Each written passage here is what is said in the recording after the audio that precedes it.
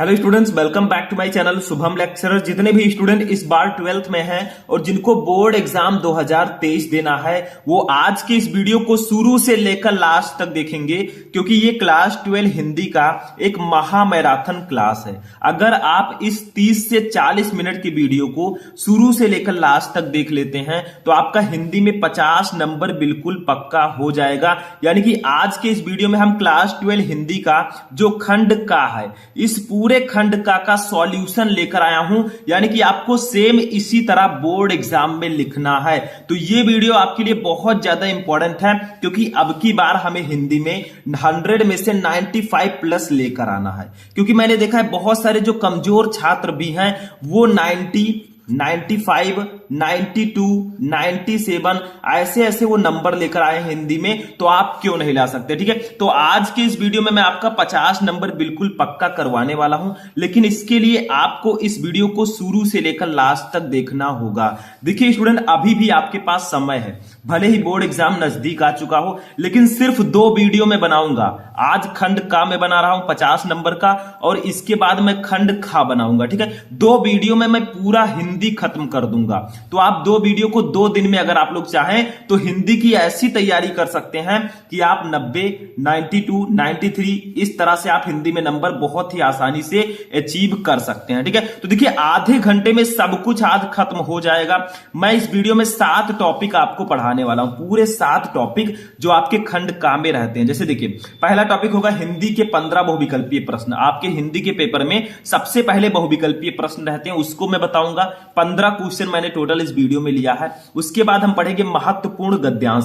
देखिए बहुविकल्पीय प्रश्न जो रहता है 10 नंबर का रहता है। उसके बाद हम एक गद्यांश को सॉल्व करेंगे, और जिस तरह मैं सॉल्व करूंगा इसी तरह आपको बोर्ड एग्जाम में सॉल्व करना है, तो इसका भी आपको 10 नंबर मिल जाएगा आसानी से। ठीक है, तीसरा है महत्वपूर्ण पद्यांश। देखिए गद्यांश के बाद पद्यांश आता है, तो ये भी 10 नंबर का रहता है, तो ये भी आपको मिल जाएगा। ठीक है, तो अगर आपको 16 फरवरी को हिंदी का पेपर देना है तो ध्यान से इस वीडियो को समझिएगा, क्योंकि ज्यादा समय आपके पास नहीं है। और ये अगर आप इस वीडियो को शुरू से लेकर लास्ट तक देख लेंगे, ये सब आपका क्लियर हो जाएगा। इसके बाद चौथा टॉपिक हम पढ़ेंगे लेखक का जीवन परिचय, 5 नंबर का आता है। फिर हम देखेंगे कवि का जीवन परिचय, 5 नंबर का आता है। इन सबको हम लिखकर समझेंगे। देखिए गद्यांश भी मैंने लिया है इंपॉर्टेंट, पद्यांश भी लिया है, लेखक का मैंने जीवन परिचय भी लिखा है। जैसा लिखा है वैसा ही आपको भी लिखना है। ठीक है, फिर कवि का जीवन परिचय पढ़ेंगे, फिर हम कहानी पढ़ेंगे, जैसे आपका पंचलाइट कहानी। ठीक है, तो इस वीडियो में हम पंचलाइट कहानी को पढ़ेंगे। ठीक है, यानी कि आपका जो खंड का है, इस पूरे खंड का को मैं इस वीडियो में सॉल्व करवा दूंगा। ठीक है, इसके बाद में 7वां है खंड काव्य। ठीक है, जो 5 नंबर का आता है। तो टोटल कितने नंबर हुए देखिए आपका, ये 10, 10, 20, 10, 30, 5, 35, 5, 40 और 5, 45, 5, 50। ठीक है, यानी कि पूरे के पूरे 50 नंबर का पेपर मैं इस वीडियो में सॉल्व करवाने वाला हूं। तो ये आपका खंड का है। अभी आपका खंड खा भी मैं बहुत जल्दी लेकर आऊंगा। अगर आप लोग चाहते हैं कि मैं खंड खा को भी लेकर आऊं बहुत जल्दी, तो आप लोग क्या कीजिए, इस वीडियो को ज्यादा से ज्यादा लाइक कीजिए, और चैनल पर नए चैनल को भी सब्सक्राइब कर लीजिए, ताकि आपको टाइम से सभी वीडियोज मिलते रहें। ठीक है, और इस वीडियो का टारगेट है, इस वीडियो का लाइक का टारगेट है 5000 लाइक का। जैसे ही ये 5000 लाइक पहुंच जाएगा मैं खंड खा को भी लेकर आऊंगा। ठीक है, तो आप लोग कंजूसी मत कीजिए, लाइक करने में कुछ नहीं जाएगा, चैनल को सब्सक्राइब करके ही पढ़िए, ताकि आपको सभी वीडियो टाइम से मिलते रहें। तो हम एक एक को स्टेप बाय स्टेप पढ़ेंगे। आधा घंटा सिर्फ आपको ध्यान से समझना है वीडियो को। अगर आप मिस कर देंगे फिर हिंदी का पेपर आपका बेकार हो जाएगा। ठीक है, तो ध्यान से समझिएगा। जो खंड का है उस पूरे पेपर को हम इस वीडियो में सॉल्व करेंगे। सबसे पहला जो हमारा टॉपिक है हिंदी के 15 बहुविकल्पीय प्रश्न। ठीक है, तो सबसे पहले हम बहुविकल्पीय प्रश्न को पढ़ेंगे, फिर गद्यांश, पद्यांश, जीवन परिचय, फिर कवि का जीवन परिचय, फिर कहानी, फिर खंड काव्य। ठीक है, सबको हम स्टेप बाय स्टेप पढ़ने वाले हैं। तो बहुत इंपॉर्टेंट वीडियो है। चलिए पहला टॉपिक सबसे पहले देखते हैं, हिंदी के बहुविकल्पीय प्रश्न। ठीक है, चलिए स्टार्ट करते हैं।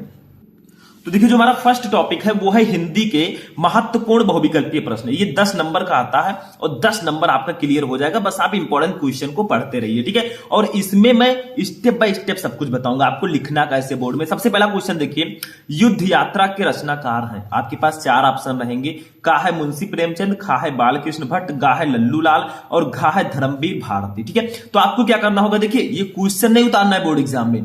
आप लोग ऐसे क्वेश्चन दिया रहेगा, इसका राइट आंसर है धर्मवीर परमवीर भारती। तो आप क्या कीजिए, प्रश्नोत्तर संख्या 1 डालकर आपको जो प्रश्नोत्तर संख्या में दिया गया है, फर्स्ट सेकंड या काखा गाखा कुछ दिया गया है, उसका आप आंसर केवल लिखना है। ठीक है, क्वेश्चन नहीं उतारना, ये समझ लीजिएगा। ठीक है, ध्यान से समझना है। जो बहुविकल्पीय प्रश्न है उसका केवल आपको आंसर लिखना है, जो ऑप्शन सही होगा वही आपको लिखना है। ठीक है, समझे। दूसरा देखिए, आवारा मसीहा की रचना विधा है, यानी कि जो आवारा मसीहा है इसको किसने लिखा है, विष्णु प्रभाकर जी ने। ये किस विधा की रचना है, तो ये आपका जीवनी है, तो खा वाला ऑप्शन राइट होगा। ठीक है, आवारा मसीहा जो है ये जीवनी विधा की रचना है। ठीक है, जैसे कई विधाएं, उपन्यास है, नाटक है, निबंध है, लेकिन ये एक जीवनी है। ऐसे देखिए, तीसरा क्वेश्चन भी यही इसी से रिलेटेड है, थोड़ा घुमा फिरा कर दे दिया गया। देखिए, निम्नलिखित में से जीवनी है, इसमें से कौन सी रचना है जो जीवनी है, तो मैंने अभी बताया आवारा मसीहा एक जीवनी है, तो सिंपल सा है, इसको टिक कर दीजिए आप। ठीक है, तो देखिए बहुविकल्पीय प्रश्नों में जितने भी क्वेश्चन मैं इसमें बता रहा हूं सभी इंपॉर्टेंट है। अभी तो वीडियो, अभी तो ये शुरुआत है, ट्रेलर है, पिक्चर अभी बाकी है। और ऐसे पढ़िए जैसे आप इस तरह से हमेशा जब तैयारी कीजिए तो ऐसे करिए जैसे कल मेरा हिंदी का पेपर है। जैसे आज आप पढ़ रहे हैं तो आपको यह लगना चाहिए आपके दिमाग को कि कल मेरा हिंदी का पेपर है, मुझे कल हिंदी का पेपर देना है। इस तरह से तैयारी करेंगे, आपको 90% प्लस लाने से किसी का बाप भी नहीं रोक सकता। ठीक है, तो ध्यान से समझिए, जो भी पढ़िए फुल कॉन्सेंट्रेशन के साथ पढ़िए, क्योंकि अब की बार आपको टॉपर बनना है, अपने माता पिता का नाम, अपने स्कूल कॉलेज का नाम रोशन करना है। ठीक है, चौथा क्वेश्चन देखिए, निराला की साहित्य साधना के लेखक हैं। देखिए, निराला की साहित्य साधना ये एक रचना है, इसके लेखक कौन है, का है रामविलास शर्मा, खा है भगवती चरण वर्मा, गा है रांगे राघव और घा है महादेवी वर्मा। ठीक है, तो इसका राइट आंसर होगा ऑप्शन नंबर का रामविलास शर्मा। ठीक है, निराला की साहित्य साधना, इसके लेखक है रामविलास शर्मा जी। ठीक है, समझ में आया। तो ऐसे ही हम 15 क्वेश्चन पढ़ेंगे, उसके बाद गद्यांश पद्यांश सब कुछ पढ़ेंगे। ठीक है, चलिए पांचवा क्वेश्चन देखते हैं।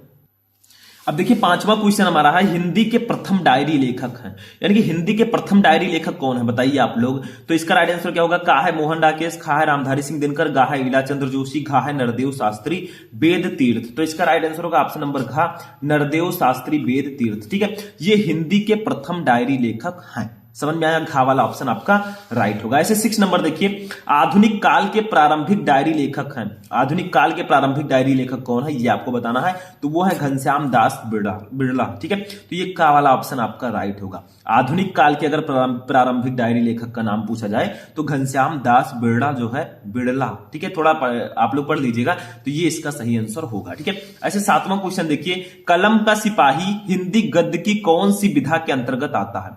देखिए, कलम का सिपाही जो है ये किस विधा की रचना है, ये इस प्रकार से पूछा जा रहा है। ठीक है, का है कहानी, खा है जीवनी, गा है उपन्यास, घा है रेखा चित्र। तो इसका राइट आंसर हो जाएगा ऑप्शन नंबर खा, जीवनी। देखिए, कलम का सिपाही जो है ये भी एक जीवनी है, तो ऑप्शन नंबर खा आपका राइट होगा। ऐसे 8वां देखिए, बड़ों के प्रेरणादायक कुछ पत्र के प्रकाशक हैं, यानी कि बड़ों के प्रेरणादायक कुछ पत्र, इसके प्रकाशक कौन है, का है बनारसी चतुर्वेदी, खा है वियोगी हरि, गा है महात्मा मुंशीराम, घा है हरिवंश राय बच्चन। तो इसका राइट आंसर होगा ऑप्शन नंबर खा, वियोगी हरि। ठीक है, बड़ों के प्रेरणादायक कुछ पत्र, इसके प्रकाशक जो है वो वियोगी हरि जी है। ठीक है, अच्छा 9 नंबर देखिए, समाजवाद के लेखक हैं, जो समाजवाद रचना है इसके लेखक कौन है। देखिए, मैं थोड़ा जल्दी जल्दी क्यों बता रहा हूं, क्योंकि हमें अभी बहुत सारे टॉपिक पढ़ने हैं इसमें, हमें गद्यांश पद्यांश जीवन परिचय कहानी सब कुछ पढ़ना है, तो थोड़ा स्पीड से हमें चलना होगा, क्योंकि जो मंद मंद आप चल रहे थे उस स्पीड को थोड़ा तेज कर दीजिए, क्योंकि जितनी तेज आपकी स्पीड होगी उतना ज्यादा आपका नंबर आएगा। ठीक है, ऐसा नहीं कि आप पढ़ रहे हैं बस खूब तेज पढ़ते चले जाएं, ये मैं नहीं कह रहा हूं, आप थोड़ा अच्छे तरीके से थोड़ा तेजी से पढ़ें। ठीक है, तो समाजवाद के लेखक कौन है, का है नंद दुलारे वाजपेयी, खा है डॉक्टर संपूर्णानंद, गा है राहुल सांकृत्यायन, घा है मोहन राकेश। तो इसका राइट आंसर होगा ऑप्शन नंबर घा, मोहन राकेश। ठीक है, समाजवाद के जो लेखक हैं वो मोहन राकेश जी हैं, तो ये आपका घा वाला ऑप्शन राइट होगा। ठीक है, ऐसे चलिए 10वां क्वेश्चन देखते हैं। अब देखिए 10 नंबर क्वेश्चन हमारा है, हरिशंकर परसाई की कृति है, यानी कि इनमें से कौन सी रचना है जो हरिशंकर परसाई जी की है। ठीक है, तो इसका राइट आंसर होगा ऑप्शन नंबर का, तट की खोज। देखिए, तट की खोज जो रचना है ये हरिशंकर परसाई जी की, बाकी तीनों रचनाएं उनकी नहीं है। ठीक है, समझ में आया। ऐसे भी क्वेश्चन आते हैं। 11 नंबर देखिए, ब्राह्मण पत्रिका के संपादक हैं, ये तो सभी को पता है, ब्राह्मण पत्रिका के संपादक कौन है, प्रताप नारायण मिश्र जी। ठीक है, तो ये सब याद रखिएगा, ब्राह्मण पत्रिका, हिंदी प्रदीप के संपादक, ये सब चीजें आपको याद रखनी है, क्योंकि ये सब बहुत ज्यादा इंपॉर्टेंट। ठीक है, 12 नंबर देखिए, बनारस अखबार के प्रकाशक कौन है। देखिए, बनारस अखबार जो है इसके प्रकाशक थे राजा शिव प्रसाद सितारे हिंद। ठीक है, तो ये गा वाला ऑप्शन आपका राइट होगा। ठीक है, 13 नंबर देखिए, आनंद कादंबरी के संपादक हैं, आनंद कादंबरी मैंने बताया था आपको, इसको याद कर लीजिएगा। तो आनंद कादंबरी के संपादक हैं बद्री नारायण चौधरी प्रेमखंड, ठीक है। तो ये आपका खा वाला ऑप्शन बिल्कुल सही होगा। तो ऐसे इसमें ऑप्शन होंगे, 2 क्वेश्चन और हैं, इसमें हम 2 क्वेश्चन और पढ़ेंगे। वैसे क्वेश्चन तो मैं आपको बहुविकल्पीय प्रश्नों में पहले भी बहुत सारे बता चुका हूं, ठीक है। लेकिन आज के इस वीडियो में हम 15 क्वेश्चन लेकर आए हैं, उन्हीं 15 को पढ़ेंगे, ठीक है। देखिए 14 नंबर क्वेश्चन है, हंस पत्रिका के संपादक थे। ये बहुत पहले से ही आप पढ़ते आ रहे हैं। इसके संपादक कौन थे? प्रेमचंद जी, ठीक है। तो ये गा वाला ऑप्शन आपका राइट होगा। देखिए हंस पत्रिका के संपादक प्रेमचंद्र जी थे, ठीक है। तो गा वाला ऑप्शन राइट होगा। 15 नंबर देखिए, ज्ञानोदय पत्रिका के संपादक कौन थे? 4 ऑप्शन आपके पास हैं। इसका सही आंसर होगा ऑप्शन नंबर गा, कन्हैया लाल मिश्र प्रभाकर, ठीक है। ज्ञानोदय पत्रिका के संपादक कन्हैया लाल मिश्र प्रभाकर जी थे। तो यहां पर 15 क्वेश्चन मैंने आपको बहुविकल्पीय प्रश्नों का बता दिया, और आपके पेपर में सबसे पहले बहुविकल्पीय प्रश्न होंगे 10 नंबर के। तो 10 नंबर का अगर आपको क्लियर करना है, थोड़ा बहुत क्वेश्चन और भी आपको पढ़ना होगा, लेकिन 15 क्वेश्चन मैंने इसमें आपको बता दिया, ठीक है। चलिए आगे देखते हैं। हमारा बहुविकल्पीय प्रश्न जो था वो फिनिश हो चुका है, ठीक है। अब आता है क्या, देखिए मैंने बताया था अब क्या आएगा आपका बहुविकल्पीय प्रश्न के बाद आपके पेपर में आएगा महत्वपूर्ण गद्यांश। तो चलिए 10 नंबर और क्लियर कर लेते हैं, और एक गद्यांश हम लेंगे, उसको हम सॉल्व करेंगे, ठीक है। चलिए देखते हैं। अब चलिए एक गद्यांश को सॉल्व करते हैं, क्योंकि गद्यांश आपके बोर्ड एग्जाम में आएगा, ठीक है। तीसरे क्वेश्चन पर। तो देखिए गद्यांश जो आता है आपका 10 नंबर का आता है, तो हमें 10 नंबर क्लियर तो करना ही होगा, चाहे आज आप करें चाहे 2 दिन बाद करें। लेकिन ध्यान से समझिए, जो गद्यांश मैं बताने जा रहा हूं सबसे ज्यादा इंपॉर्टेंट है आपके बोर्ड एग्जाम की दृष्टि से ये गद्यांश, ठीक है। देखिए गद्यांश क्या है, पहले गद्यांश को हम पढ़ेंगे, क्योंकि आपके पेपर में क्या होगा, ऐसे गद्यांश पहले दिया जाएगा, उसके बाद में उसके नीचे 5 क्वेश्चन रहेंगे, ठीक है। गद्यांश दे दिया गया, उसके नीचे 5 क्वेश्चन रहेंगे, उसी का आंसर आपको देना होगा। फिर देखिए पहले गद्यांश को ध्यान से पढ़िए। देखिए साहित्य, कला, नृत्य, गीत, आमोद प्रमोद अनेक रूपों में राष्ट्रीय जन अपने अपने मानसिक भावों को प्रकट करते हैं। आत्मा का जो विश्वव्यापी आनंद भाव है वह इन विविध रूपों में साकार होता है। यद्यपि ब्रह्म रूप की दृष्टि से संस्कृति की ये बाहरी लक्षण अनेक दिखाई पड़ते हैं, किंतु आंतरिक आनंद की दृष्टि में से उनमें एक सूत्रता है। जो व्यक्ति सहृदय है वह प्रत्येक संस्कृति के आनंद पक्ष को स्वीकार करता है और उससे आनंदित होता है। इस प्रकार की उदार भावना ही विविध जनों से बने हुए राष्ट्र के लिए स्वास्थ्यकर है। अब आपसे पूछा जाए किस चैप्टर का है, तो आप बता देंगे राष्ट्र आ गया, यानी कि ये राष्ट्र के स्वरूप चैप्टर का है। तो आपको गद्यांश पढ़ना क्यों होता है, ताकि आपको पता चल जाए आखिर ये किस चैप्टर का है, ठीक है। तो आपको इसके नीचे 5 क्वेश्चन दिए रहेंगे, एक क्वेश्चन के लिए 2 नंबर, 5 क्वेश्चन के लिए 10 नंबर। देखिए क्वेश्चन क्या है, उपयुक्त गद्यांश के पाठ और लेखक का नाम लिखिए। देखिए गद्यांश आपने पढ़ लिया, अब आपको पहचानना होगा ये किस पाठ से लिया गया, उसके लेखक कौन है, ठीक है। तो उपयुक्त गद्यांश के पाठ और लेखक का नाम लिखिए। दूसरा है रेखांकित अंश की व्याख्या कीजिए, यानी कि रेखांकित अंश का मतलब क्या हुआ। देखिए ऊपर देखिए ये जितनी लाइनें हैं जिनके नीचे अंडरलाइन है, यहां तक आपको अपनी भाषा में व्याख्या करना है, ठीक है, थोड़ा चेंज करके। अच्छा तीसरा देखिए क्या है, किन रूपों में राष्ट्रीय जन अपने अपने मानसिक भावों को प्रकट करते हैं। इसका आंसर आपको उसी में मिल जाएगा, ठीक है, समझ में आया। अब देखिए चौथा देखिए सहृदय व्यक्ति किसको स्वीकार करते हुए आनंदित होता है। और 5वां है प्रस्तुत पंक्तियों में लेखक ने राष्ट्र के किस स्वरूप पर प्रकाश डाला है, ठीक है। तो इनका आंसर अभी मैं आपको दिखाऊंगा, पैसेज में सब मिल जाएगा, बस आपको इन दोनों का आंसर अपनी तरफ से लिखना होगा। उपयुक्त गद्यांश के पाठ और लेखक का नाम और रेखांकित अंश की व्याख्या, ठीक है। तो इसको सॉल्व करने के लिए हमें क्या करना होगा, हमें क्वेश्चन तो उतारना नहीं है, मैंने पहले भी बता दिया। अब इसको अगर आपको सॉल्व करना है तो किस तरह से आप सॉल्व करेंगे ये समझिए, ठीक है। तो देखिए इसको सॉल्व करने के लिए आपने पढ़ लिया, अब आपके एग्जाम में 2 गद्यांश रहेंगे, आपको एक ही सॉल्व करना होगा। तो मान लीजिए आपने ये वाला आप कर रहे हैं, तो देखिए सबसे पहले इसका जो फर्स्ट वर्ड है साहित्य, और जो इसका लास्ट वर्ड है देखिए ध्यान से स्वास्थ्यकर है, ठीक है। इसको आपको डॉट डॉट करके लिख देना। जैसे देखिए यहां पर लिखिए, ऐसे ध्यान से समझिएगा तभी समझ में आएगा, ठीक है। यहां पर ऐसे लिखिए साहित्य आपने लिख दिया, ठीक है। और डॉट डॉट करके आपको पहले प्रश्नोत्तर संख्या आपको डालना होगा, मैं यहां पर नहीं डालना हूं, ठीक है।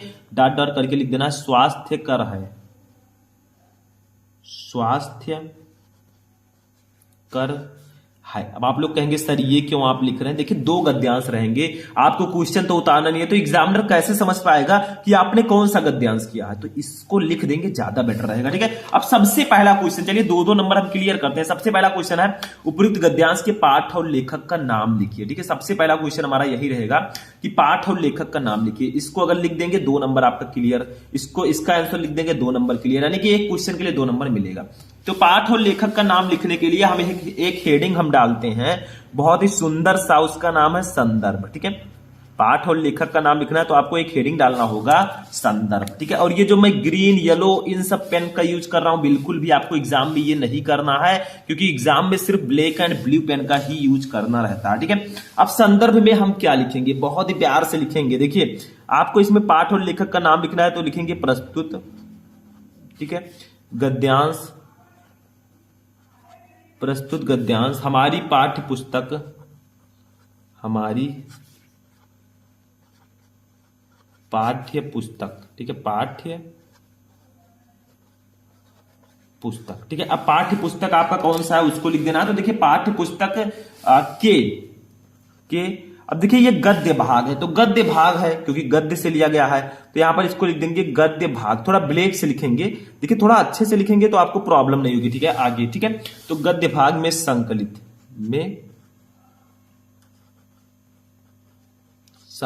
ठीक है, में संकलित एवं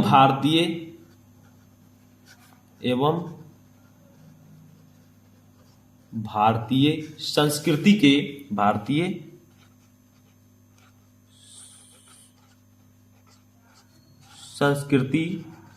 के, ठीक है। अब देखिए ये जो हमारे हैं भारतीय संस्कृति के अध्येता, ठीक है, भारतीय संस्कृति के अध्येता।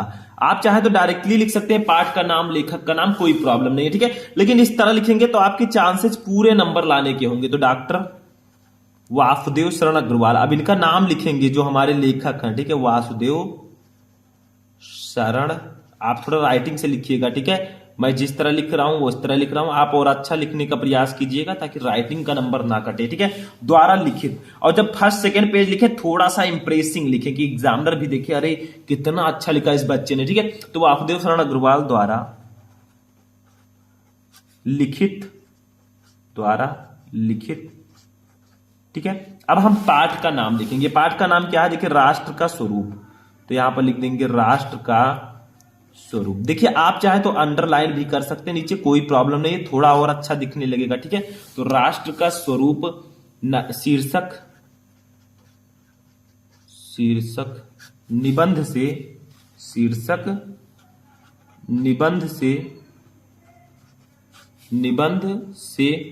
अवतरित है,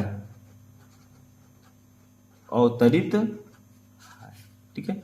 बस हो गया आपका संदर्भ। देखिए कितना प्यारा सा हमने लिख दिया, ऐसे प्यार से आपको भी लिखना है। देखिए इसमें लेखक और पाठ का नाम दोनों आना चाहिए, तो मैंने जिस तरह से लिखा इसमें दोनों आ गए। देखिए प्रस्तुत गद्यांश हमारी पाठ्य पुस्तक के गद्य भाग में संकलित एवं भारतीय संस्कृति के अध्येता डॉक्टर वासुदेव शरण अग्रवाल द्वारा लिखित राष्ट्र का स्वरूप शीर्षक निबंध से अवतरित है। तो देखिए यहाँ पर लेखक का नाम आ गया, यहाँ पर पाठ का नाम आ गया, संदर्भ बिल्कुल सही है। 2 नंबर हमने पक्का कर लिया, 2 नंबर क्लियर हो गया, कुछ है ही नहीं इसमें, 2 नंबर हमने क्लियर कर लिया है, ठीक है। तो यहां पर जो पहला क्वेश्चन हमारा था उसको हमने लिख लिया। देखिए जो हमारा फर्स्ट क्वेश्चन था उपरोक्त गद्यांश के पाठ और लेखक का नाम लिखिए, 2 नंबर क्लियर। अब दूसरा देखिए रेखांकित अंश की व्याख्या कीजिए। आपको करना क्या है, जो आपका क्वेश्चन है इतना सा जितने के नीचे अंडरलाइन है, देखिए साहित्य, कला, नृत्य, गीत, आमोद प्रमोद अनेक रूपों में राष्ट्रीय जन अपने अपने मानसिक भाव को प्रकट करते हैं। आत्मा का जो विश्वव्यापी आनंद भाव है वह इन विविध रूपों में साकार होता है। इतने का आपको अपनी भाषा में व्याख्या लिखनी है, ठीक है, अपनी भाषा में लिखिए, या आप इसमें जो आप लिखा हुआ है इसको थोड़ा चेंज करके भी लिख सकते हैं, ठीक है। कोई जरूरी नहीं है कि आप रटकर जाएं, रटना जरूरी नहीं है, समझना जरूरी है, ठीक है। तो देखिए हमने रेखांकित अंश की व्याख्या अपनी भाषा में लिख रखा है, क्योंकि इसको मैं लिखता तो बहुत टाइम आपका वेस्ट होता, क्योंकि इस समय एक एक मिनट आपके लिए बहुत ज्यादा यूजफुल है, ठीक है। देखिए क्या है, लेखक कहते हैं कि एक ही राष्ट्र के भीतर अनेकानेक उप संस्कृतियां फलती फूलती हैं। इन संस्कृतियों के अनुयायी नाना प्रकार के आमोद प्रमोद में अपने हृदय के उल्लास को प्रकट किया करते हैं। साहित्य, कला, नृत्य, गीत इत्यादि संस्कृति के विविध अंग हैं। इनका प्रस्तुतिकरण उस आनंद की भावना को व्यक्त करने के लिए किया जाता है जो संपूर्ण विश्व की आत्माओं में विद्यमान है।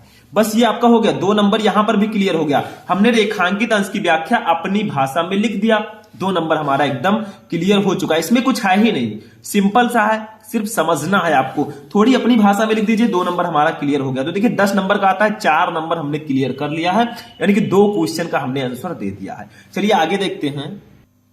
अब देखिए स्टूडेंट, हमने दूसरा क्वेश्चन भी क्लियर कर लिया, 2 नंबर यहां पर क्लियर। अब तीसरे क्वेश्चन पर आते हैं। देखिए, किन रूपों में राष्ट्रीय जन अपने अपने मानसिक भावों को प्रकट करते हैं? अब इसका आंसर कहां मिलेगा आपको? आप लोग ढूंढेंगे तो इसका आंसर आपको इसी गद्यांश में मिल जाएगा। देखिए सबसे ऊपर क्या है, साहित्य, कला, नृत्य, गीत, आमोद प्रमोद अनेक रूपों में राष्ट्रीय जन अपने अपने मानसिक भावों को प्रकट करते हैं। बस हो गया। किन रूपों में था, तो आपको क्या करना ना, साहित्य, कला, नृत्य, गीत, आमोद प्रमोद अनेक रूपों में, ऐसे लिख देना। सिंपल सा आंसर। आपको जो 3 क्वेश्चन लास्ट के हैं उसका आंसर आपको गद्यांश में ही मिल जाएगा। तो देखिए हमने लिखा है, यहां पर आंसर लिख दिया है, साहित्य, कला, नृत्य, आमोद प्रमोद अनेक रूपों में राष्ट्रीय जन अपने अपने मानसिक भावों को प्रकट करते हैं। यहां पर भी 2 नंबर क्लियर हो गया। अब बहुत सारे स्टूडेंट कहेंगे सर रेखांकित अंश की व्याख्या थी तो बहुत बड़ा था, बहुत बड़ा लिखा, तब हमने 2 नंबर पाया। ठीक है, अब ये तो छोटा सा है। देखिए हर चीज बड़ा नहीं होगा, थोड़ा बहुत छोटा भी होगा। ठीक है, समझ में आया। अब देखिए नेक्स्ट क्वेश्चन आता है। हमने 6 नंबर क्लियर कर लिया, 3 क्वेश्चन का आंसर। देखिए चौथा क्वेश्चन देखते हैं। देखिए, सहृदय व्यक्ति किसको स्वीकार करते हुए आनंदित होता है? यानी कि जो सहृदय व्यक्ति होता है वो किसको स्वीकार करके आनंदित होता है? तो देखिए यहां पर लिखा है, ठीक है, वह प्रत्येक संस्कृति के आनंद पक्ष को स्वीकार करता है और उससे आनंदित होता है। तो हम इस प्रकार से लिखेंगे, सहृदय व्यक्ति प्रत्येक संस्कृति के आनंद पक्ष को स्वीकार करते हुए उससे आनंदित होता है। 2 नंबर क्लियर हो गया। तो ये सब क्वेश्चन का आंसर आपको आपके उसी में मिल जाएगा गद्यांश में। ठीक है, ऐसे अब लास्ट क्वेश्चन देखते हैं। 8 नंबर हमारा क्लियर हो गया। हमने 4 क्वेश्चन का आंसर दे दिया। लास्ट क्वेश्चन देखिए, प्रस्तुत पंक्तियों में लेखक ने राष्ट्र के किस स्वरूप पर प्रकाश डाला है? ठीक है, यानी कि जो ये पंक्ति है इसमें जो है राष्ट्र के किस स्वरूप पर प्रकाश डाला है, तो सब आंसर आपको दिया गया। देखिए, आंतरिक आनंद की दृष्टि से उसमें एक सूत्रता है, जो व्यक्ति के सहृदय है वह प्रत्येक संस्कृति के आनंद पक्ष को स्वीकार करता है। ठीक है, तो यहां पर देखिए हम लिखेंगे इसका आंसर, प्रस्तुत पंक्तियों में लेखक ने विविध संस्कृति वाले राष्ट्र की एक सूत्रता और उसके एकीकृत स्वरूप पर प्रकाश डाला है। 2 नंबर यहां पर भी हमारा क्लियर हो गया। यानी कि गद्यांश में टोटल 5 क्वेश्चन थे, एक क्वेश्चन के लिए 2 नंबर, टोटल 10 नंबर का ये टॉपिक है और 10 नंबर हमारा क्लियर हो गया है। तो ये आपका था गद्यांश, एक महत्वपूर्ण गद्यांश जो मैंने बता दिया कैसे सॉल्व करते हैं। क्वेश्चन दिया रहेगा, उसके नीचे 5 क्वेश्चन दिया रहेगा, 5 का आंसर दीजिए, 10 नंबर ले जाइए। ठीक है, तो गद्यांश भी समझ में आ गया, कोई प्रॉब्लम तो नहीं है। अब चलिए पद्यांश को देखते हैं, जो सबसे ज्यादा इंपॉर्टेंट है आपके बोर्ड एग्जाम की दृष्टि से। ठीक है, चलिए उसको भी देखते हैं। अब चलिए देखते हैं पद्यांश को। पद्यांश किससे आता है? देखिए हमारे जो हिंदी पद्य है उससे पद्यांश आएगा। ठीक है, और ये जो है 10 नंबर का आता है, सेम वही प्रोसेस है। इसमें क्या है, उसमें गद्यांश एक पैसेज दिया रहता था, इसमें क्या है, इसमें कुछ लाइंस दी जाएंगी कविताओं की और उसके नीचे 5 क्वेश्चन रहेंगे। 5 क्वेश्चन रहेंगे, एक क्वेश्चन के लिए 2 नंबर, टोटल 10 नंबर का ये भी रहेगा, उसी तरह रहेगा। चलिए देखते हैं कौन सा है। एक मैंने लिया है जो आपका चैप्टर है, इसमें दिया गया है। देखिए, तदंतर बैठी सभा उठज के आगे, ये बताइए किस चैप्टर से है? ये कैकेयी का अनुताप जो चैप्टर है, जिसको मैथिली शरण गुप्त जी ने लिखा है, ये उसी चैप्टर से है। देखिए क्या है, बहुत ध्यान से पढ़िए इसको। ठीक है, तदंतर बैठी सभा उठज के आगे।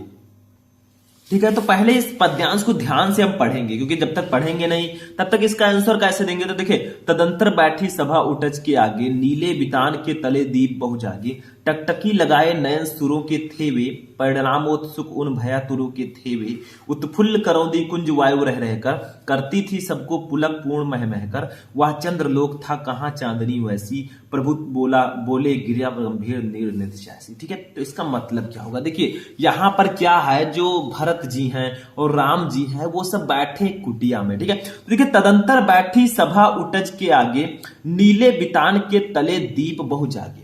देखिए, भरत सहित जो अयोध्या वासी हैं वो पंचवटी पहुंचने के बाद रात्रि में श्री राम जी की कुटिया के सामने सभा लगाकर बैठे हैं। यानी कि जो भारत के साथ जो अयोध्या वासी हैं वो पंचवटी पहुंचते हैं, जहां राम जी का जो वनवास हुआ था, वहां जहां राम जी रहते थे वहां पर बैठे हुए हैं, रात्रि का समय है और श्री राम जी की कुटिया के सामने सभा लगाकर बैठे हैं। ठीक है, आगे देखिए, टकटकी लगाए नयन सुरों के थेवे, परिणामोत्सुक उन भयातुरों के थेवे। तो वहां पर जितने भी लोग बैठे हैं, ठीक है, वहां पर क्या है कि आकाश रूपी मंडप के नीचे बहुत से तारे रूपी दीपक जगमगा रहे हैं। ठीक है, और सभा में जितने भी लोग बैठे हैं वो निर्णय का परिणाम जानने के लिए बहुत उत्सुक हैं कि आखिर हम लोग यहां पर आए हैं, इसका परिणाम क्या होगा, क्या निर्णय लेंगे श्री राम जी। ठीक है, क्या वो हमारे साथ अयोध्या वापस जाएंगे, ऐसा वो सोच रहे हैं। ठीक है, तो जितने भी लोग वहां पर बैठे हैं वो देवतागढ़ जो है वहां पर एक टक नजरें गड़ाए हुए बैठे हैं कि क्या होगा, क्या परिणाम निकलेगा। देखिए, परिणामोत्सुक उन भयातुरों के थे। ठीक है, आगे देखिए, देखिए, उत्फुल्ल करौंदी कुंज वायु रह रहकर करती थी सबको पुलक पूर्ण मह महकर। ठीक है, तो क्या होता है कि सभी इस बात को लेकर भयभीत थे। ठीक है, बहुत सारे लोग बैठे हैं और इस बात को लेकर डरे हुए हैं कि कहीं भरत के आगमन का श्री राम कुछ और ही अर्थ ना निकालें। ठीक है, तो क्या हुआ, वहां का जो प्रकृति है बहुत ही सौंदर्य है, बहुत ही सौंदर्य है। ठीक है, खिले हुए करौंदे पुष्प से भरे हुए बगीचों से रह रहकर आने वाली मंद शीतल व सुगंधित पवन वहां उपस्थित लोगों को पुलकित कर रही है। यहाँ की यानी कि वहां पर जितने भी लोग बैठे हैं सबको बहुत ज्यादा वो पुलकित करे, मंद मंद वायु। ठीक है, वह चंद्रलोक था कहां चांदनी वैसी, प्रभु बोले गिरा गंभीर निध निध जैसी। ठीक है, तो क्या हुआ, वहां पर चांदनी छिटक रही थी, जहां पर बैठे थे वो लोग, चांद चमक रहा था, चांदनी छिटक रही थी जिसका अन्यंत्र मिलना दुर्लभ है। वहां सभा चंद्रलोक सी प्रतीत हो रही थी। देखिए, वहां चंद्रलोक था, वहां जो सभा बैठी थी वो लग रहा था कि चंद्रलोक है। ठीक है, और कहां चांदनी वैसी, और अब वैसा चांदनी कहां मिलेगा। ठीक है, प्रभु बोले गिरा गंभीर निध जैसी। तभी क्या होता है, अलौकिक दृश्य से परिपूर्ण शांत सभा में श्री राम जी ने उन्होंने बोलना स्टार्ट किया। श्री राम जी ने सागर सदृश अति गंभीर स्वर में बोलना प्रारंभ किया। ठीक है, तो वहां पर सभी लोग बैठे हैं और वो सोच रहे हैं कि क्या होगा, अभी श्री राम जी क्या कहेंगे। ठीक है, तो यहां पर देखिए 5 क्वेश्चन इसके नीचे भी रहेंगे।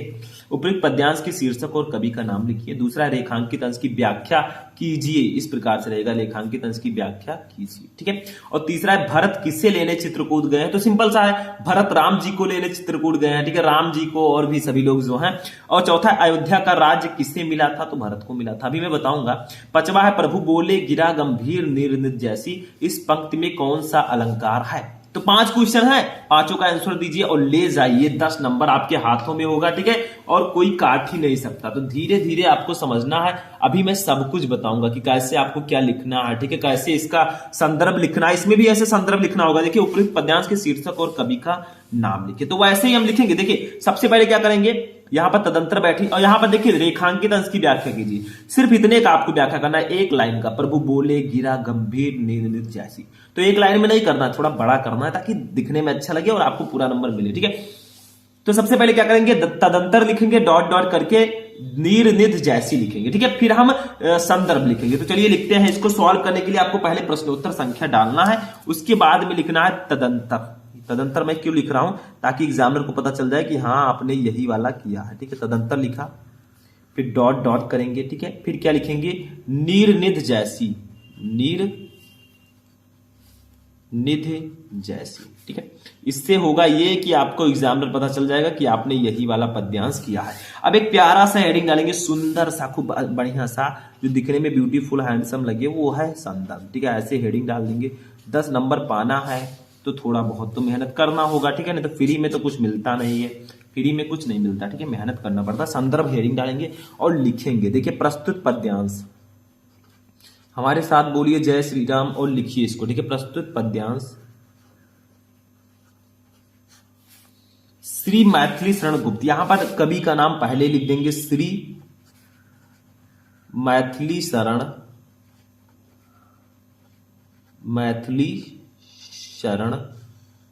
गुप्त। ठीक है, मैथिली शरण गुप्त जी इसके कवि हैं। तो श्री मैथिली शरण गुप्त द्वारा रचित,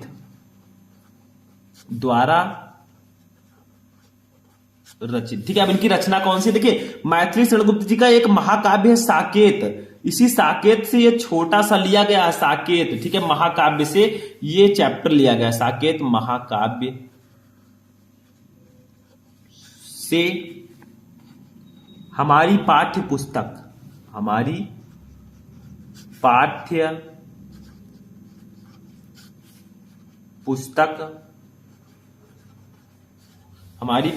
पुस्तक के पद्य भाग। देखिए कौन सा भाग है, पद्य भाग है, क्योंकि ये पद्यांश इसमें है। ठीक है, तो पद्य भाग, जो मेन पॉइंट है उसको ब्लैक से लिखिएगा। आप चाहे तो अंडरलाइन भी कर सकते हैं, कोई प्रॉब्लम नहीं है। ठीक है, अंडरलाइन कर देंगे थोड़ा सा और अच्छा लगेगा देखने में। ठीक है, में संकलित।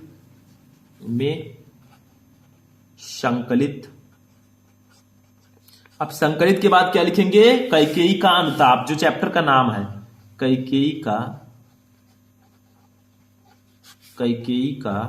अनुताप। ठीक है, ये लिख दिया हमने प्यारा सा। अब लिखेंगे नामक, कैकेयी का अनुताप ये है। ठीक है, शीर्षक काव्यांश से काव्यांश से उद्घृत है, ठीक है, उद्घृत है या अवतरित है भी आप लिख सकते हैं, कोई प्रॉब्लम नहीं। बस हो गया, 2 नंबर क्लियर हो गया हमारा। 2 नंबर आपके हाथ में, ये लीजिए, ले लीजिए, ठीक है। देखिए क्या है, प्रस्तुत पद्यांश श्री मैथिली शरण गुप्त द्वारा रचित साकेत महाकाव्य से हमारी पाठ्य पुस्तक के पद्य भाग में संकलित कैकेयी का अनुताप शीर्षक काव्यांश से अवतरित है। तो इसमें लेखक का नाम, कवि का नाम पहले आ गया, फिर आपका लेखक जो चैप्टर का नाम है, पाठ का नाम वो आया, ठीक है। तो ये आपका 2 नंबर क्लियर हो गया। अगर इस तरह से लिखेंगे एग्जामिनर तुरंत आंख मूंद कर आपको 2 नंबर दे देगा, ठीक है, सोचेगा भी नहीं।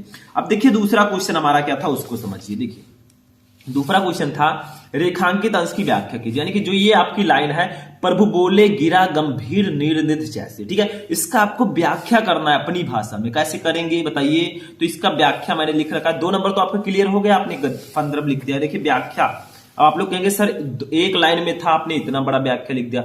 देखिए कविताएं जो होती है उनके एक एक लाइन में पूरा गागर में सागर भरा रहता है, ठीक है। देखिए थोड़ा अपनी तरफ से लिखेंगे। पंचवटी में तारों से परिपूर्ण चांदनी रात्रि में सभा हो रही थी, ठीक है, सभा हो रही थी, एक ही लिखिएगा, 2 बार लिख दिया गया, ठीक है। तो रात्रि में सभा हो रही थी, उस सभा में अयोध्या में भरत के साथ आए हुए सभी लोग शांति से बैठे हुए थे। उपस्थित सभी लोग, ठीक है, जितने भी वहां पर लोग उपस्थित थे, सभी लोग उस सभा में होने वाले निर्णय के परिणाम को जानने के लिए उत्सुक थे। उस सभा के मौन को तोड़ते हुए राम ने भरत को संबोधित करते हुए कहा कि हे भरत। देखिए आपको जो लाइन दिया गया था कोई जरूरी नहीं है कि उसी लाइन का लिखें, थोड़ा बढ़ा चढ़ा कर लिख दें ताकि नंबर आपको पूरा मिल जाए, ठीक है, कोई प्रॉब्लम ना हो, समय आपके पास रहे। अब देखिए, हे भरत अब तुम अपनी इच्छा तो बताओ। राम के द्वारा अत्यधिक गंभीर वाणी से बोलने से सभा को ऐसा प्रतीत हुआ कि समुद्र का जल गंभीर गर्जन कर रहा हो, ठीक है। तो ये आपका हो जाएगा रेखांकित अंश की व्याख्या 2 नंबर का। तो थोड़ा बढ़ा चढ़ाकर लिखिएगा, अतिशयोक्त कर दीजिएगा उसको, ठीक है, तभी काम बनने वाला। तीसरा देखिए क्या है, तीसरा क्वेश्चन है, 2 नंबर यहां पर भी हमारा क्लियर हो गया।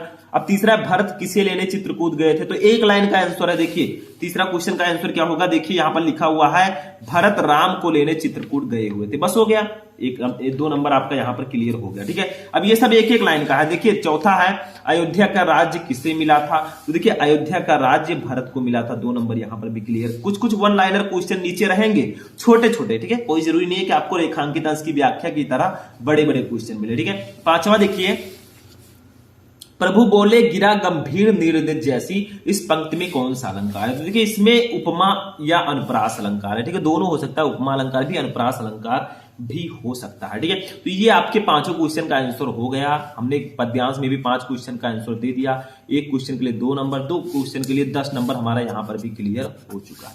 बस हो गया, कुछ नहीं है इसमें, 0/VD, ठीक है। तो ये भी समझ में आ गया। देखिए मैं एक एक को ध्यान से समझा रहा हूं, टाइम मत देखिएगा कि यहाँ आधा घंटा हो गया, आप चलो खा लेते हैं, सो लेते हैं। जो सोएगा वही खोएगा, ठीक है। आप समय नहीं है, आप पढ़ना स्टार्ट कर दीजिए, नहीं तो बाद में तो रोना पड़ेगा, पछताना नहीं, आपको रोना पड़ेगा, ठीक है। तो मेहनत करिए, क्योंकि 100 में 95+ अब की बार हमें लेकर आना है और आएंगे लेकर, ठीक है। ऐसा कहिए हम लेकर आएंगे, जब ठान लिया तो ठान लिया, ठीक है।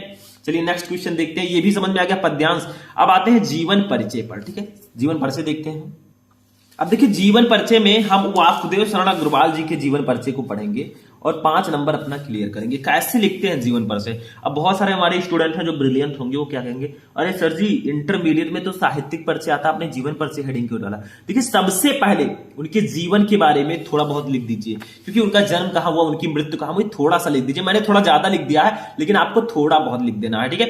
आपको मेनली साहित्यिक परिचय पर ध्यान देना है, क्योंकि इंटर में साहित्यिक परिचय आता है। तो ऐसे जीवन परिचय हेडिंग डालिए, इनके थोड़े बहुत इनके बारे में लिखिए। देखिए डॉक्टर अग्रवाल का जन्म सन 1904 में मेरठ जनपद के खेड़ा नामक ग्राम में हुआ था। इनके माता पिता लखनऊ में रहते थे, अतः इनका बचपन लखनऊ में व्यतीत हुआ और यही इनकी प्रारंभिक शिक्षा भी हुई। इन्होंने काशी हिंदू विश्वविद्यालय से पाणिनकालीन भारत नामक शोध प्रबंध पर डीलिट की उपाधि प्राप्त की। डॉक्टर अग्रवाल ने पाली, संस्कृत एवं अंग्रेजी भाषाओं भारतीय संस्कृति और पुरातत्व का गहन अध्ययन करके उच्च कोटि के विद्वान के रूप में प्रसिद्धि प्राप्त की और काशी हिंदू विश्वविद्यालय में पुरातत्व एवं प्राचीन इतिहास विभाग ठीक है के अध्यक्ष और बाद में आचार्य पद को सुशोभित किया। देखिए इतना बड़ा आपको, आप चाहे तो इतना बड़ा ना लिखें, आप केवल उनका जन्म लिख दें, उनकी मृत्यु लिख दें, बहुत है जीवन परिचय में, लेकिन मैंने थोड़ा डीपली बता दिया ताकि अगर आप लिखना चाहें तो लिख सकते हैं, ठीक है। बाकी आप इनका जन्म और मृत्यु लिख दें, बस बहुत है। अब देखिए महान पंडित एवं साहित्यकार सन 1967 पृथ्वी में परलोक सिधार गया। ठीक है, बहुत कम उम्र में 63 ईयर की उम्र में वो चले गए। ठीक है, तो ये आपका जीवन परिचय में हो जाएगा कि उनका जन्म कहाँ हुआ, थोड़ी बहुत शिक्षा के बारे में लिख दीजिए और उनकी मृत्यु लिख दीजिए। अब मेन तो हमारा साहित्यिक परिचय, उसको लिखेंगे। चलिए देखते हैं। अब देखिए यहां पर मैंने हेडिंग डाल रखा है साहित्यिक योगदान, लेकिन आप लोग योगदान को कट करके यहां पर कर दीजिएगा परिचय। ठीक है, साहित्यिक परिचय कर दीजिएगा। साहित्यिक परिचय का मतलब क्या होता है? देखिए साहित्यिक परिचय नाम से आप सोचिए कि साहित्य में उनका परिचय कैसा, आखिर वो साहित्य में किन किन में उन्होंने योगदान दिया है उसको लिखना होता है यहां पर साहित्यिक परिचय में। आप कंफ्यूज मत होइएगा। साहित्यिक परिचय का मतलब उनके साहित्य में कैसा योगदान है उस पर एक परिचय बताइए, इंट्रोडक्शन कराइए। तो देखिए डॉक्टर अग्रवाल भारतीय संस्कृति, पुरातत्व और प्राचीन इतिहास के प्रकांड विद्वान एवं अन्वेषक थे, यानी कि वो जो साहित्य में थे वो एक विद्वान और अन्वेषक थे। अब ये सब चीजें आपको परिचय में लिखना होगा। इनके मन में भारतीय संस्कृति को वैज्ञानिक अनुसंधान की दृष्टि से प्रकाश में लाने की उत्कृष्ट इच्छा थी, अतः इन्होंने उत्कृष्ट कोट के अनुसंधात्मक निबंधों की रचना की। जायसी के पद्मावत पर इनकी टीका सर्वश्रेष्ठ मानी जाती है। ठीक है, जायसी के पद्मावत पर इनकी जो टिप्पणी है बहुत ज्यादा श्रेष्ठ मानी जाती है। इन्होंने बाणभट्ट के हर्षचरित का सांस्कृतिक अध्ययन प्रस्तुत किया और प्राचीन महापुरुषों जैसे श्री कृष्ण, वाल्मीकि, मनु आदि का आधुनिक दृष्टि से बुद्ध सम्मत चरित्र प्रस्तुत किया। ठीक है, तो ये आपका साहित्यिक परिचय हो जाएगा। तो आपको क्या करना होता है, 12th में साहित्यिक परिचय देते हुए उनकी कृतियां लिखनी होती है। देखिए साहित्यिक परिचय आपको थोड़ा लॉन्ग लिखना पड़ेगा। ठीक है, जीवन परिचय में आप केवल उनका जन्म और उनकी मृत्यु लिख देंगे तब भी चलेगा। ठीक है, थोड़ा बहुत मैं बढ़ाकर लिख रहा हूं, मैं तो कहूंगा कि थोड़ा बड़ा मैं बता रहा हूं, लेकिन आप लोग थोड़ा इसमें मैनेज करके छोटा कर दीजिएगा। ठीक है, कृतियां में देखते हैं, कृतियां जरूरी है इनकी रचनाएं। देखिए डॉक्टर वासुदेव शरण अग्रवाल ने निबंध, शोध एवं संपादक के क्षेत्र में महत्वपूर्ण कार्य किया। इनकी प्रमुख कृतियों का विवरण निम्न है, यानी कि इनकी कृतियां क्या क्या है देखिए। सबसे पहले बात करते हैं निबंध संग्रह में। देखिए निबंध में इन्होंने पृथ्वीपुत्र, कल्पलता, कला और संस्कृत, कल्प वृक्ष, भारत की एकता, माता भूमि, पुत्रो अहम, पृथिव्या, वागधारा आदि इनके प्रसिद्ध निबंध संग्रह हैं। ये निबंध जरूर याद कर लीजिएगा क्योंकि बहुविकल्पीय प्रश्नों में हिंदी के ये पूछे जाते हैं कि पृथ्वीपुत्र किसका निबंध संग्रह है, तो आप बता देंगे हाँ वासुदेव शरण अग्रवाल जी का है। तो ऐसे याद कीजिए, ये सब रचनाएं बहुत जरूरी है अगर आपको बहुविकल्पीय प्रश्न में भी नंबर लाना है। ठीक है, अब शोध प्रबंध में भी इन्होंने पाणिनकालीन भारतवर्ष पर शोध किया। आलोचना ग्रंथ में इन्होंने पद्मावत की संजीवनी व्याख्या तथा हर्षचरित का सांस्कृतिक अध्ययन किया। संपादन में इन्होंने पाली, प्राकृत और संस्कृत के एकाधिक ग्रंथों का भी संपादन किया। ठीक है, तो ये इनका जीवन परिचय मैंने बता दिया कि आपको जीवन परिचय लिखना कैसे होता है। ठीक है, तो वासुदेव शरण अग्रवाल जी का समझ में आ गया। अब चलिए किसी एक कवि का देखते हैं। अब देखिए कवि में हम देखेंगे रामधारी सिंह दिनकर जी का, क्योंकि ये भी इंपॉर्टेंट है बहुत ज्यादा, और इनका जो जीवन परिचय है यानी कि 5 नंबर का ये भी आएगा कवि का भी। अब इसमें महादेवी वर्मा, जयशंकर प्रसाद जी हैं, उनको भी याद कर लीजिएगा, लेकिन हम रामधारी सिंह दिनकर जी का देखते हैं जीवन परिचय। तो पहले इसमें भी जीवन परिचय हेडिंग डालना, देखिए श्री रामधारी सिंह दिनकर। उसी तरह पहले जीवन परिचय, फिर साहित्यिक परिचय, फिर कृतियां। ठीक है, तो जीवन परिचय थोड़ा छोटा लिखिएगा, इतना बड़ा मत लिखिएगा जितना बड़ा मैंने लिख दिया है, वो जरूरी है मैंने लिख दिया ताकि आपको याद रहे। ठीक है, ढूंढना ना पड़े कहीं। देखिए श्री रामधारी सिंह दिनकर का जन्म 30 सितंबर 1908 को जिला मुंगेर, बिहार के सिमरिया नामक ग्राम में हुआ था। इनके पिता का नाम श्री रवि सिंह और माता का नाम श्रीमती मनरूप देवी था। इनकी 2 वर्ष की अवस्था में ही पिता का देहांत हो गया, यानी कि 2 वर्ष के थे तब इनके पिताजी की मृत्यु हो गई। ठीक है, अतः बड़े भाई वसंत सिंह और माता के छत्र छाया में ही ये बड़े हुए। दिनकर जी को कवि रूप में पर्याप्त सम्मान मिला। ठीक है, मिला पद्म भूषण की उपाधि, साहित्य अकादमी पुरस्कार, द्विवेदी पदक, डीलिट की मानद उपाधि, राज्यसभा की सदस्यता आदि इनके कृतित्व की राष्ट्र द्वारा स्वीकृत के प्रमाण हैं। यानी कि इनको पद्म भूषण, साहित्य अकादमी पुरस्कार, द्विवेदी पदक, डीलिट पुरस्कार सब कुछ मिला था इनको। ठीक है, बहुत ही फेमस कवि हैं ये। सन 1972 ईस्वी में इन्हें उर्वशी के लिए ज्ञानपीठ पुरस्कार से भी सम्मानित किया गया, यानी कि 1972 में इन्हें ज्ञानपीठ पुरस्कार भी मिला। और क्या हुआ, अंत में इनका स्वर्गवास 24 अप्रैल 1974 ईस्वी को मद्रास में हो गया। देखिए स्वर्गवास हो गया, कितना बड़ा झटका लगा हमारे हिंदी साहित्य में। ठीक है, जब स्वर्गवास हुआ तो ऐसे ही समझना है कि ये इनका जीवन परिचय है। थोड़ा छोटा लिखिएगा आप। अब पढ़ते हैं साहित्यिक सेवाएं। साहित्यिक सेवाएं का मतलब साहित्यिक परिचय, यहां पर परिचय लिख दीजिएगा। देखिए हेडिंग पर मत जाइएगा क्योंकि सेवाएं भी है, परिचय भी है, तो आप साहित्यिक परिचय लिखिए। इसमें क्या है उनकी विशेषता देखिए। दिनकर जी की सबसे प्रमुख विशेषता उनकी परिवर्तनकारी सोच रही है। उनकी कविता का उद्भव छायावाद युग में हुआ और वह प्रगतिवाद, प्रयोगवाद, नई कविता आदि के युगों से होकर गुजरी। इस दीर्घ काल में जो आरंभ से अंत तक उनके काव्य में रही वह है उनका राष्ट्रीय स्वर।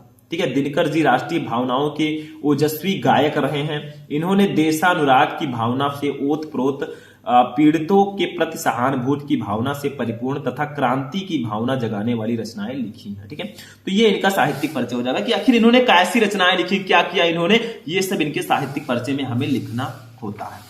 अब आते हैं इनकी कृतियों पर। देखिए, दिनकर जी का साहित्य विपुल है, जिसमें काव्य के अतिरिक्त विविध विषय गद्य रचनाएं भी हैं इनकी प्रमुख। देखिए रचनाएं क्या क्या हैं। काव्य रचनाओं में इन्हें रेणुका, हुंकार, कुरुक्षेत्र, उर्वशी है। ठीक है, इनकी जो काव्य रचना है वो रेणुका है, हुंकार, कुरुक्षेत्र, उर्वशी। याद रखिएगा, हिंदी के बहुविकल्पी प्रश्नों में आएंगे। ठीक है, देखिए इनके इसके अतिरिक्त दिनकर जी की अन्य काव्य ग्रंथ निम्नलिखित है। जैसे देखिए, खंड काव्य में रश्मिरथी, कविता संग्रह में रसवंती, ठीक है, द्वंद्व गीत, सामधेनु, बापू, इतिहास की आंसू, धूप और धुआं, नीम के पत्ते, नील कुसुम, चक्रवाल, ठीक है, कविच्छी, सीपी और शंख, परशुराम की प्रतीक्षा, ठीक है, परशुराम की प्रतीक्षा, और स्मृत तिलक, हारे को हरिनाम आदि, ये सब इनकी रचनाएं हैं। ठीक है, बाल साहित्य में इनके धूप छां, मिर्च का मजा, सूरज का ब्याह, ठीक है, तो ये सब इनकी रचनाएं हैं। तो कृतियों में थोड़ा ध्यान देना है आपको, कृतियां इस प्रकार से लिखनी होंगी। तो आपको कभी कभी जीवन परिचय समझ में आ गया, रामधारी सिंह दिनकर जी का ऐसे लिखना है, आपको 5 नंबर कहीं नहीं जाएगा। ठीक है, तो हमने कितना नंबर क्लियर कर लिया, हमने हिंदी के बहुविकल्पीय प्रश्न पढ़े 10 नंबर के, 10 नंबर का गद्यांश, 10 नंबर का पद्यांश, 10 नंबर का जीवन परिचय, 40 क्लियर हो चुका है। अब 10 नंबर का और बचा है, कहानी और खंड काव्य, उसको भी देख लेते हैं, क्योंकि हम किसी को छोड़ेंगे नहीं, और जब तक तोड़ेंगे नहीं तब तक छोड़ेंगे नहीं। ठीक है, जब तक फोड़ेंगे नहीं 90%, 95%, तब तक नहीं छोड़ेंगे। चलिए नेक्स्ट देखते हैं।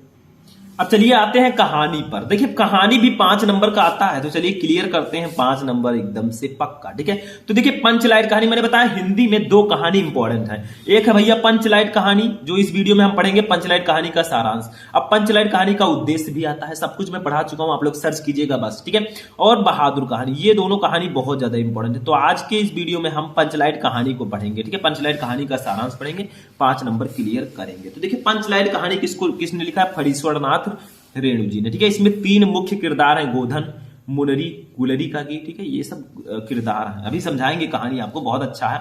देखिए क्या होता है कि पंचलाइट रेणु जी की आंचलिक कहानी है। कहानी में बिहार के एक पिछड़े गांव के परिवेश का सुंदर चित्रण किया गया। इस कहानी में बिहार के एक पिछड़े गांव का चित्रण किया गया। ठीक है, महतो टोली में अशिक्षित लोग हैं। एक बिहार में महतो टोली है, जिसमें बहुत सारे अशिक्षित लोग हैं, पढ़े लिखे नहीं है। ठीक है, बहुत ही पिछड़े एरिया की बात की जा रही है। उन्होंने रामनवमी के मेले में पेट्रोमैक्स खरीदा, जिसे वे पंचलाइट कहते हैं। देखिए पेट्रोमैक्स आपको पता होगा, लालटेन जिसको जलाया जाता है। ठीक है, तो वो खरीदा, और जिसे वे लोग पंचलाइट कहते हैं। पंचलाइट को ये सीधे साधे लोग सम्मान की चीज समझते हैं। जैसे आज हमारे लोग, आज हम सब के बीच कोई मान लीजिए रेंज रोवर ले आता है, या कोई फॉर्च्यूनर ले आता है, बड़ी गाड़ी ले आता है, तो क्या होता है, लोग इकट्ठा हो जाते हैं, बहुत सम्मान की चीज समझते हैं। जैसे मान लीजिए आप हैं, अभी आप ले आए फॉर्च्यूनर, ठीक है, या कोई गाड़ी ले आए बढ़िया सा, तो आप सम्मान की चीज समझेंगे।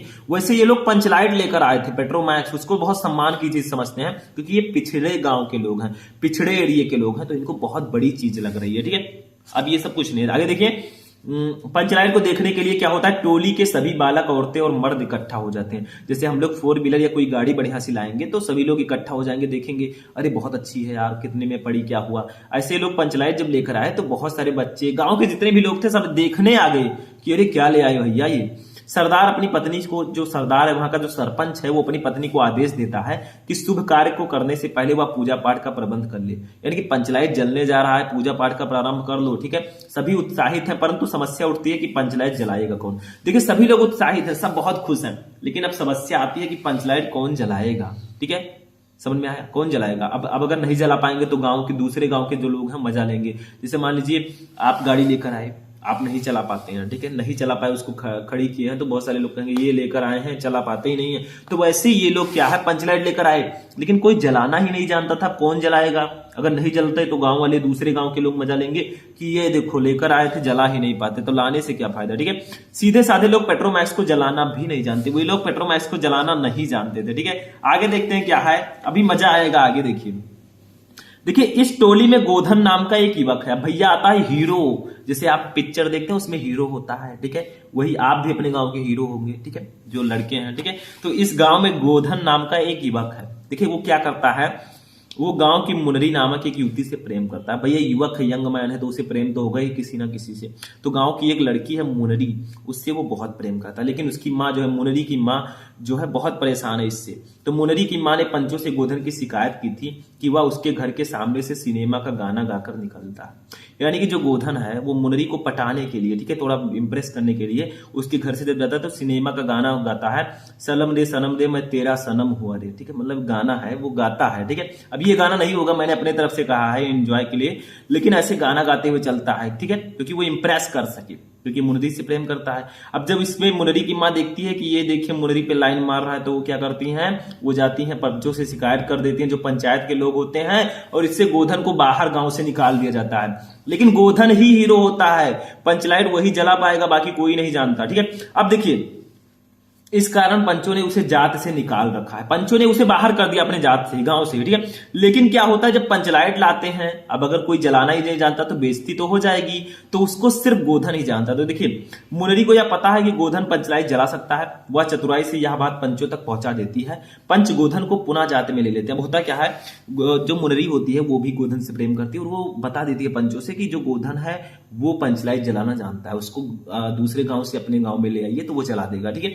तो क्या होता है जब गोधन आता है तो उसको जला देता है, तो लोग बहुत खुश होते हैं और उसको शाबाशी देते हैं, ठीक है, उसके पीठ को ठोकते हैं, कहते हैं पंच जो है गोधन को पुनः जाति में वो वापस ले लेते हैं, क्योंकि उसकी इज्जत बच गई गांव वालों की, ठीक है, उसके कारण वह पंचलाइट को जला देता है। देखिए अब इस पर मुनरी की मां भी बहुत ज्यादा प्रसन्न हो जाती है, एक्साइटेड हो जाती है, और वो क्या कहती है, मुनरी की मां गुलरी काकी प्रसन्न होकर गोधन को शाम के भोजन का निमंत्रण देती है। अरे भैया शाम का भोजन का निमंत्रण आ गया, कितना बड़ा, ठीक है, डबल धमाका, क्योंकि मुनरी की मां जो है गुलरी काकी वो प्रसन्न होकर गोधन को शाम के भोजन का निमंत्रण देती है, ठीक है। अब देखिए पंच भी अति उत्साहित होकर गोधन को कह देते हैं तुम्हारा साथ खून माप खूब गाओ सलीमा का गाना। अब देखिए पंच जो हैं, जो पंचायत के लोग हैं, बहुत खुश होते हैं क्योंकि उनके गांव की इज्जत बच गई, तो इसके लिए वो जो है गोधन को दे देते हैं कि तुम्हारा साथ खून माप गाओ सलीमा का गाना, सनम रे मैं तेरा सनम हुआ रे, ठीक है। पंचलाइट की रोशनी में लोग भजन कीर्तन करते हैं तथा उत्सव मनाते हैं। कहानी देखिए कथानक है, सजीव है, ठीक है, ये रियल कहानी है।